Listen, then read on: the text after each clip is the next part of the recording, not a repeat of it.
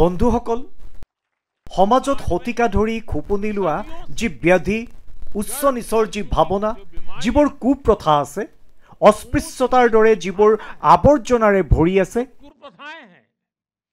এইবোৰ হিন্দু সমাজৰ বাবে বহুত ডাঙৰ প্ৰত্যাহ্বান হৈ আহিছে।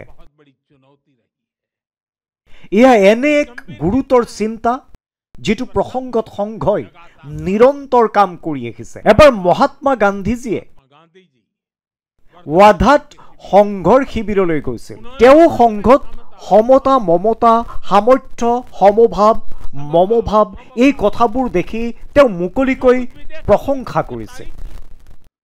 আৰু আপোনালোকে দেখিব, ডক্টৰ চাহাবৰ পৰা আজি পৰ্যন্ত সংঘৰ প্ৰতিগৰাকী পুৰোধাই, প্ৰতিগৰাকী সৰসংঘ চালকে ভেদাভেদ আৰু অস্পৃশ্যতাৰ বিৰুদ্ধে যুঁজত নামি আহিছে।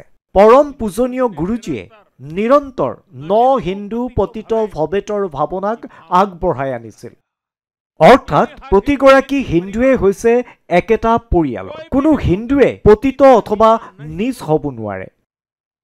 পূজনীয় বালা চাহেব দেৱৰ সজীৱ বাণী আমাৰ সকলোৰে মনত আছে। তেওঁ কৈছিল, অস্পৃশ্যতা যদি পাপ নহয়, অস্পৃশ্যতা যদি পাপ নহয়, তেন্তে আৰু পৃথিৱীত কোনো পাপেই নাই। সৰসংঘ চালক হৈ থকা সময়ত পূজনীয় ৰাজু ভায়াজী, পূজনীয় সুদৰ্শনজীয়েও এই ভাৱনাকে আগবঢ়াই নিছিল। বৰ্তমানৰ সৰসংঘ চালক আদৰণীয় মোহন ভাগৱতজীয়েও সমতাৰ বাবে সমাজৰ সন্মুখত স্পষ্ট লক্ষ্য দাঙি ধৰিছিল আৰু গাঁৱে গাঁৱে এই কথাৰ সজাগতাৰ সৃষ্টি কৰি আহিছে। সেয়ানো কি? তেওঁ কৈছিল, এটা কুঁৱা, এটা মন্দিৰ আৰু এখন শ্মশান।